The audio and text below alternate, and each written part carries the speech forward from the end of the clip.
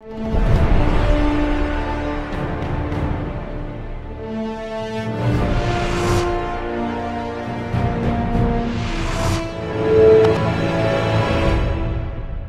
and welcome to Leaders of Tomorrow, the only show on Indian television where you, the MSME, get center stage to voice your opinions and thoughts. This is ET, our special daily initiative to give MSMEs and entrepreneurs the opportunity to be front and center on every industry and area that matters to you. Tonight on the show on Direct Connect, we have a panel of experts who are answering your queries sent to us earlier, and later on the show, we'll feature Team Indus on a Small Giants segment.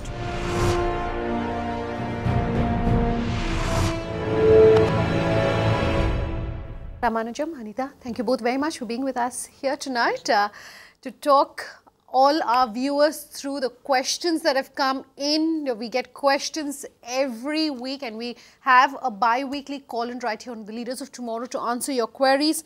Let's kick tonight's show off then with our very first caller, and this is coming to us from the line of Sumitra Mardia. Go ahead, Sumitra. We are one of the pioneers of providing solar power plant and solar wind hybrid system solution.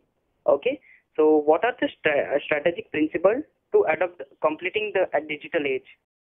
Okay, so when it comes to providing solar power as well as solar wind solutions, the question as to how to be able to compete in a digital age, I would presume being able to reach a newer audience, being able to reach newer customers, and also be able to market and talk about your products. What would you both recommend? You know, he's talking about the whole technology piece, and there's no shying away from that because that's the way to go. You know, he has to look at digital marketing, he has to look at all kinds of tools that are available to go to for marketing to these kinds of methods. It's about really finding, you know, another organization that can help him do that, because, you know, this is very confusing for most of, especially most of the smaller companies. So there are lots of small organizations in place that are helping smaller companies do digital marketing. And this is so specific, you know, it's about energy, which is not your conventional energy sources. So how do you really market those? So I think that there are agencies that can help him. So through digital marketing, first of all, he can create a lot of brand awareness. Apart from this, what he can do is customer loyalty programs and, you know, after sales service, having a dealer chain. So these are some of the initiatives through which he can get a lot of responses from the customers. All right, Raya, that's in response to your query. Thanks for calling in with that. Let's take in another query, and this is coming to us from the line of Arun Vaklu. Go ahead, Arun.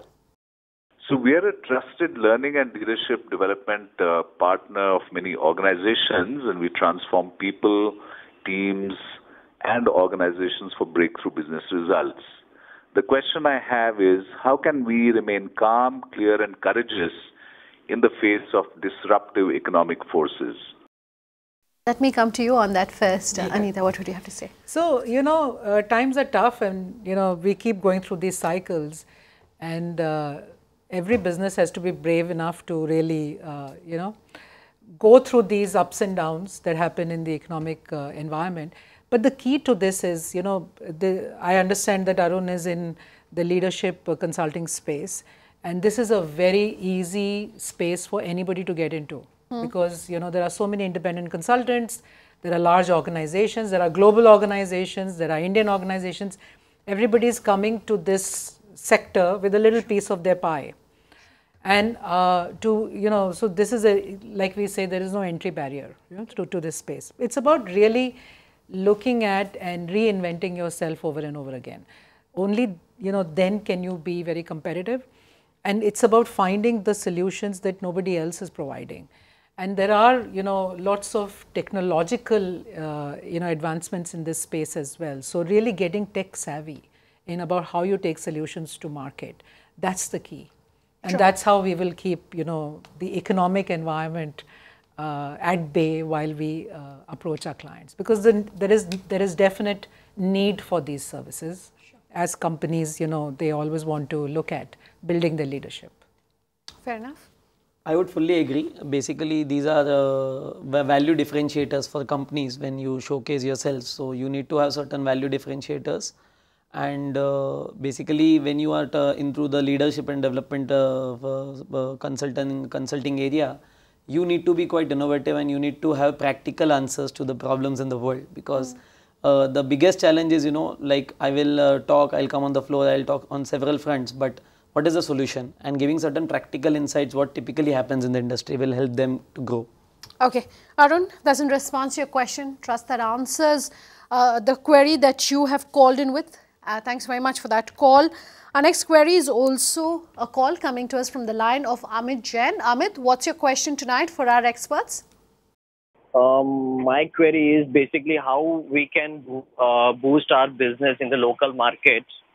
Okay, and second question is how we can grow in the upcoming e-commerce market by as like a digital marketing all. First, he's talking about e-marketing. Second, he's talking about recognition in local areas, which would be more targeted marketing. So let's take each of those. What would you all recommend? So I would suggest that being a startup, you should never go for recruiting your own marketing staff. You should always, try to go digital first. In today's era, at least, the way in which there is a competition globally as well as in India, that is the first thing to do. Go for digital marketing. And then as far as local area proliferation is concerned, there is a lot of local newspaper which will help him, to achieve the targeted marketing objectives what he has in mind. Okay. I have one question for both of you. If a small company had 10 rupees when it came to setting up its business and its teams, where should that money go? I would presume that you would spend last on marketing. Your CXO level would come first. Then you would look at hiring, your critical employees and then the marketing team. So what advice would you have? Maybe I can come to you on that, Anita. I don't think it's, chronological. So, okay.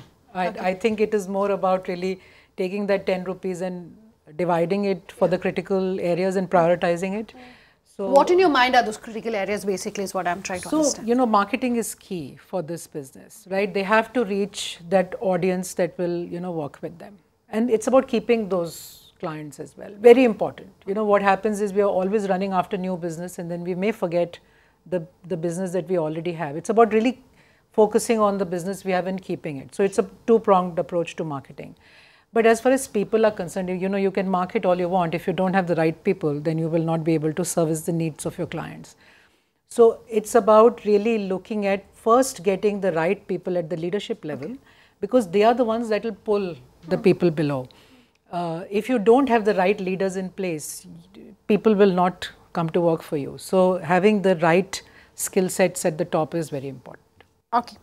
So that's in response to your question, Amit. Thanks very much for calling in with that. Let's take in our next query, and Huzaif Ansari has sent us this question on our Facebook page. Leaders of Tomorrow on ET Now is our Facebook page where you can leave your questions for us. Huzaif says they've specialized in taxation, real estate, legal advisory services, etc. He says the most common issue they face is investment, and as far as finance is concerned, how do they overcome this? So when he says investment and finance, I presume he's looking for investments and plus, of course, raising finance from banks. Yeah. I have probably my own view. Generally, service companies never go for investments. Sure. So the problem, what happens is from a service company perspective is managing the working capital and managing the funds. So the strategy that he can adopt is go to market initiatives, build some businesses, building businesses and go to an annuity model where through services you can your business is fixed, and through that you get annuity on a continuous basis, and through that you build your scalable model what you want to achieve. And I think we've answered some of this before about going to NBFCs and looking for the right kind of NBFCs to raise some money, because raising private equity funding or funding like that is going to be difficult, particularly for services business. For a company of this nature. Exactly. Absolutely. Yes. Huzaif, thanks for that query. Trust that answers what you were looking for. All right. Thank you very much. Thank Thanks you a for lot. taking the time out and coming to our studios tonight to answer all the queries. Time for a break. On the other side, Team Indus is telling us what they're doing differently on our Small Giant segment tonight. To stay tuned.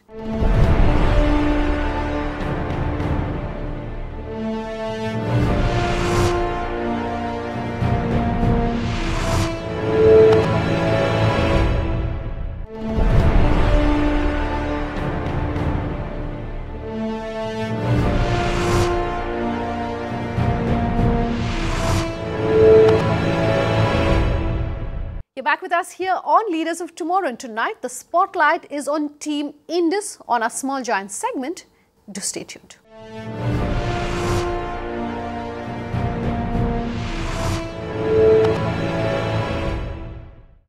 A private company that wants to be the country's first ever to send a rover to the moon and plant the Indian flag on its surface is Bengaluru-based Team Indus, counting down to its deadline in January of next year. Anshu Banerjee caught up with its founders to bring you this story on innovation. Do take a look.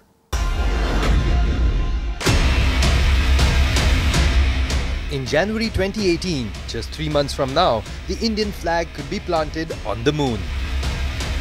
Headquartered in the heart of Bengaluru, Team Indus is a privately funded startup demystifying the entire concept of space exploration. It's the only team from India taking part in the Google Lunar X Prize challenge that calls for participating teams to design and land a rover on the moon. The $30 million Google Lunar X Prize is an unprecedented competition designed to see breakthroughs in robotic space explorations. The reward will go to the first privately funded team that soft lands a rover on the moon, navigates it for at least 500 meters and transmits high-definition images back to Earth.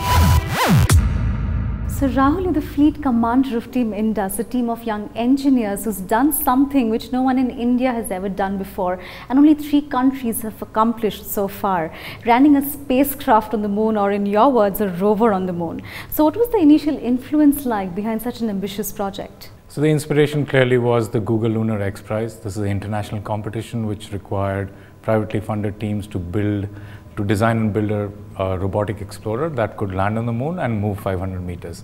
That sounded like a very interesting engineering challenge to start off with. So that was the genesis. When we registered, we looked at who are the other people who are trying to do this. There were a whole bunch of companies and startups from Americas and Europe who were trying to do it, and there really was nobody from India. So that was the point, that was the genesis for Team Indus. So we started off as a bunch of loosely connected half a dozen people. We started recruiting in 2012. We moved to Bangalore end of 2012, and then in Bangalore is where we've expanded our team and managed to recruit a whole lot of engineers, a whole lot of advisors, a whole lot of supporters who believed in what this meant, who believed in what this could be as an impact, not just on us as a company, but us as people, us as India. Team Indus is in the fray to launch its first privately funded moonshot rover to the moon, whose success can make history in the new age entrepreneurship in India. I will come to Google Lunar X Prize, but before that I want to know, since you've always been a privately funded team, what was your funding journey like? So the key challenge here, other than engineering, was to be able to find the money to do such a thing. These programs, these projects are usually done in the government domain. And to me, the genesis of the competition itself was to challenge entrepreneurs around the world to try and solve both the problems together. People can solve the technology independently, people can solve the funding independently, but to be able to solve both of them together and yet put something together which is so complex, which can land on the moon, and to do it within a short period of time. To start off with, we didn't really know. We didn't really know what would be the best utilization of our time. So the one thing that we did, and we did benefit from a lot, was to go out there and talk to as many people possible. What I can tell you with confidence is, over the last 6.5 years, I won't say there was, I don't think there was even a single meeting that didn't take us a step further towards our goals. So if it were advised to other people who are trying to raise funding, I think it is more about the meaning. It's more about what impact this will create, whether it is on a market, whether it is on a demography, whether it is on a technology mindset. If you talk about the impact, if you talk about the meaning, the likelihood that you'd find support is much, much higher.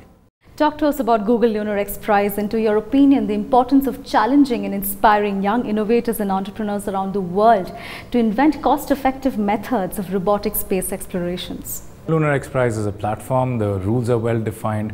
It's open to all teams all over the world, so it's not restricted to a geography. And as long as the rules are well defined, anybody could come from anywhere, put in the right kind of effort, and win the field, beat the rest of the world. So for us, it's a very interesting story. Our journey started with registering at the last minute. We were the last team to register. We were the 30th team to register, so to say, in the competition. And today we are in the top 5, and today there is a good likelihood we'll be amongst the top 2, one of the two teams which will actually land on the surface of the moon. So to me, that is a fairy tale outcome of what the organizers or the folks who put together this competition or challenge. This would be a fairy tale ending for them. I'm sure a bunch of young engineers getting shortlisted by such a big forum was a moment of rejoice. Talk to us about the challenges you faced to prove to the independent jury of what you had to present. We had started very early. We had built certain concepts. What the judges or the judging round did for us is it forced us to actually demonstrate it, to convert it into reality, to convert it into prototypes and be able to demonstrate it. So it was a big moment for us to be able to present to an independent jury, get their buy-in. They were not there to give feedback, but I thought the buy-in was good. I thought what we learnt in the process of presenting helped us in the subsequent journey that we took up as an engineering outfit. And when it comes to challenges, early on we had a bunch of challenges. Folks or suppliers wouldn't want to talk to us because they didn't understand who we are, or what were we trying to do. Then the second set of challenges was when you have limited resources, you don't know where to deploy. You don't know which specific area should you focus more on to get the maximum output. So I would say we made more good decisions than bad, which is why whatever little resources we had ended up in creating an output or outcome which was better than what we expected. 2012 is when you started Team Indus, and you started with a young team of engineers, and today you have retired ISRO scientists and advisors to put the pieces together.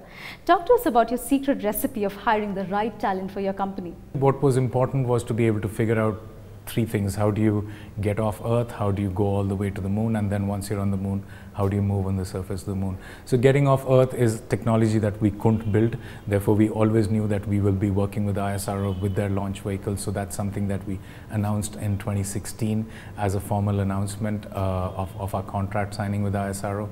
The second part was the most complex part, building the spacecraft that goes from low Earth orbit and goes all the way and soft lands on the surface of the moon. So the spacecraft is something that takes, is switched on once the rocket leaves us in low Earth orbit and then goes all the way to the surface of the moon. Once it reaches the surface of the moon, the rover comes out. It's a 4-wheel, all aluminum, solar-powered rover which has about half a dozen cameras on board. Via the spacecraft, it speaks back to Earth and is able to send back images, is able to collect commands, and then it does its traversal in various drives. Let's talk about the most important part of the story, the Moonshot rover, which is supposed to land on the moon and transit images back to the Earth. Talk to us about the hands behind such an innovation. So for us to start off with, we were very clear when we did start recruitment, we started with the senior advisors who had built systems before.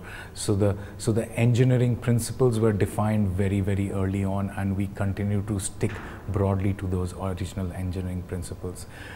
Then we started looking at young, passionate engineers, and we hired them and brought them on board. They were the ones who did the big moving pieces. So how do you get there? What gets you there? What kind of mass is landed, and so on and so forth. Once all that was in place, we then brought on board full-time. Till then we had part-time review capacity experts. Then after that we brought on board full-time experts who headed their various departments. So structures, mechanisms, propulsion, control systems, mission operations. We have folks who have done this before at ISRO. Dr. P.S. Nair, who had structures for us, was an original recruit by Dr. Vikram Sarabhai back then. So he's seen the journey of how do you begin on a whiteboard and build something which is complex and is going to work in space. So I think our secret sauce has been our ability to marry the experience of the senior ISRO scientists and the energy of the young engineers. When you put those two together, we have a team of 120 people which are potentially doing the same job that would take 500 people to do otherwise. I'm sure your space race has become a source of inspiration for the entire generation of youth out there. December is not far as you're planning to do the grand launch of your space rover. I'm sure your Team Indus is stretching beyond the moon mission. Talk to us about how the next 5 years looking like at Team Indus. So for us now, the moon mission or our launch to the moon is the first step. It's no longer the end point, it is a starting point for an organization which continues to innovate, continues to disrupt, continues to pick what exists, make it more efficient, make it better, make it faster, potentially make it cheaper, so that more people have access to this kind of technology, these kind of assets, and are able to build on such missions in the future. Over the next 5 years, by 2022, we see ourselves as a global supplier, a global partner to companies, to countries who want to create assets in space, who want to be able to do missions that are scientific in nature, that are exploratory in nature, and we see ourselves doing that or enabling them with the learning that we had from our journeys. Team Indus has already won $1 million terrestrial milestone prize for developing a soft lunar landing technology as part of the competition. Say hello to ICA, our set of wheels on the moon. All aluminum and no rubber. All-terrain, 4-wheel, electric drive. Tested on Earth to drive on the dustiest lunar surface. Capable of climbing a slope of 30-degree angle and an obstacle of half a foot high. The team is in its final stage of preparation for the launch of its spacecraft that will carry 2 rovers and a bunch of scientific experiments to the surface of the moon. The spacecraft will be launched aboard ISRO's PSLV rocket in January 2018. From a handful of people who had no idea how to conduct space missions, Team Indus has grown to a confident and able group of 130 people now. We have the talent, we have the caliber, we have the initiative, and we have the motivation. The startup is already looking beyond the lunar launch, focusing on building small-sized satellites in the future. Out of time on this episode of Leaders of Tomorrow. If you have anything that you want to say to us, you can always write in at leadersoftomorrow@timesgroup.com. Tweet at me at Sunanda_J or our Twitter handle LOT_ET now, or our Facebook page Leaders of Tomorrow and ET now. You can also call us on that number you see on your screen if you have any queries for us or you want to be featured here on the show. Thanks so much for watching. Have a good night.